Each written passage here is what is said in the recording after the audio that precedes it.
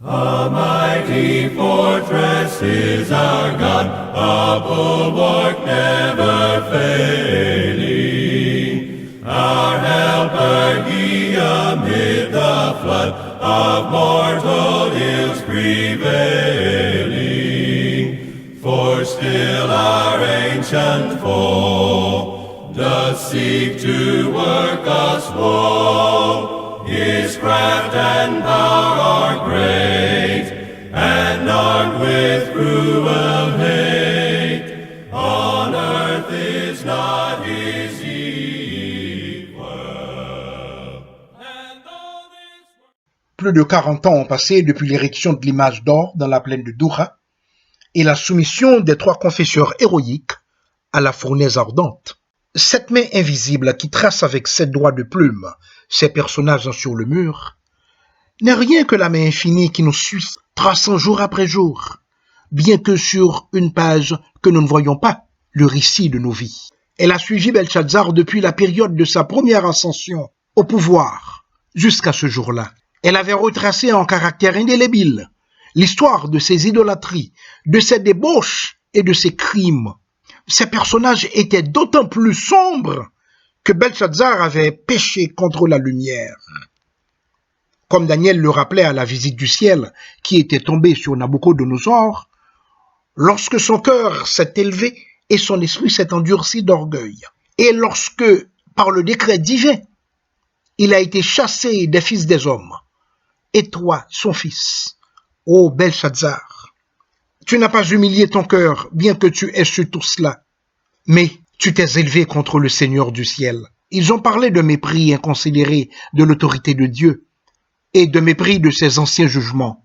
Ce Dieu jaloux qui ne veut céder, qui ne veut donner sa place à aucun autre, n'avait pas oublié tout mépris, tout ce mépris insouciant de son autorité.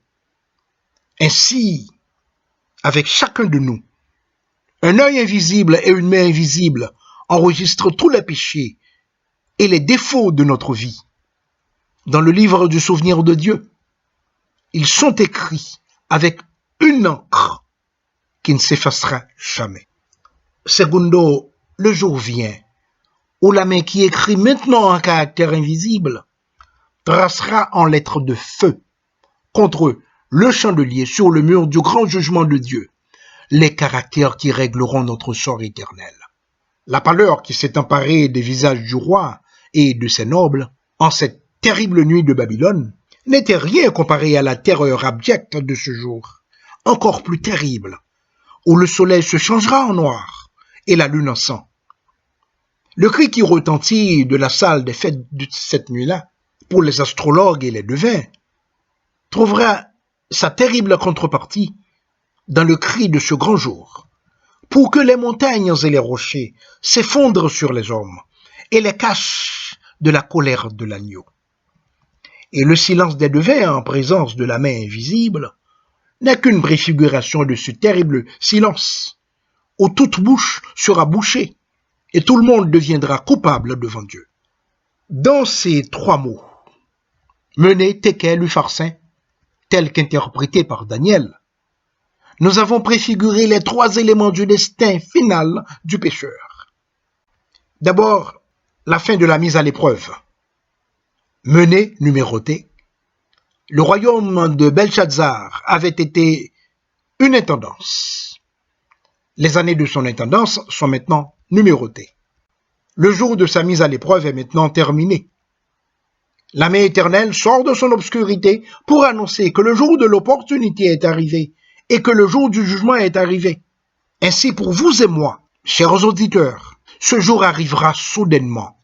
Les doigts osseux de la mort inscriront contre nous le mot mené, numéroté.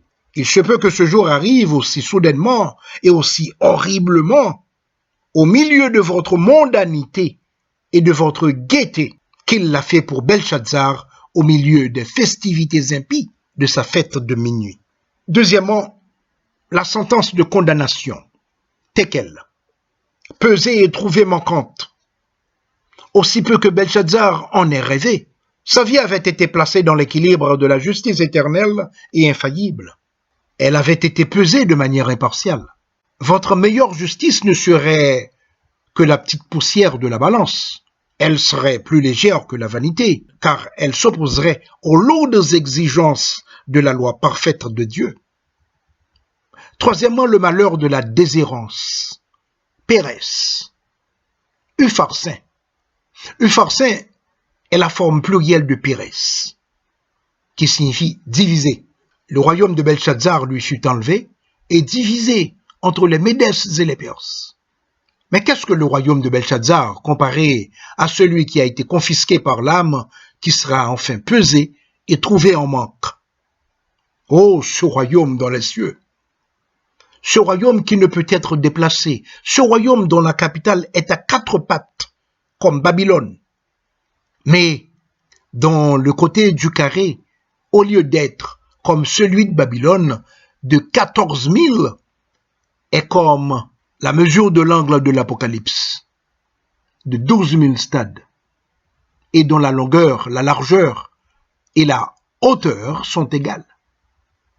Voyez-vous. Quatrièmement, nous pouvons dire que le jour de la défaite du pécheur sera le jour du couronnement du saint. Au milieu de cette scène de terreur dans la salle des fêtes de Belshazzar, il y avait une figure qui n'avait pas été touchée. Aucune terreur n'effaçait la joue de Daniel. Aucune faiblesse soudaine n'a desserré les articulations de ses reins. Aucun désarroi n'a fait que ses genoux se frappent l'un contre l'autre. C'était la main de son père qui écrivait, d'ailleurs. Pourquoi aurait-il dû avoir peur? Il n'y avait aucune mauvaise conscience dans sa poitrine, répondant par sa joue à celle du mur. Pas du tout. Quel grand personnage il apparaît, droit et possédé, au milieu de la foule qui se recroqueville, la lumière d'une paix sereine illuminant son visage, alors qu'il lit l'écriture qui porte la terreur tout autour. Il en sera de même en ce grand jour, où les secrets de tous les cœurs seront révélés, où les livres seront ouverts, et où les morts seront jugés, d'après ce qui est écrit dans les livres. Le jour du jugement n'aura pas de terreur pour ceux qui ont été les serviteurs du Christ. Non seulement ils seront exemptés et honorés de Dieu, mais ils recevront ce jour-là, de la main d'un monde impie, le juste salaire de l'honneur et de la louange qui leur a été si longtemps refusé. Ainsi les serviteurs de Dieu recevront en ce jour du couronnement, même de la part des plus dépravés, cette reconnaissance tardive qui leur a été refusée ici-bas. Cinquièmement, le repentir, longuement différé, peut venir trop tard. Si Belshazzar avait demandé conseil à Daniel avant que l'écriture n'apparaisse sur le mur, s'il avait signé son entrée dans les responsabilités du pouvoir royal, en redonnant au prophète le poste d'influence et d'autorité qu'il avait si heureusement occupé sous le règne de Nabuchodonosor, il aurait peut-être échappé à la ruine imminente. Hélas, il est maintenant trop tard. La patience divine a été épuisée. Le destin est scellé. Et il doit en être de même pour ceux qui repoussent délibérément les grands intérêts de l'âme.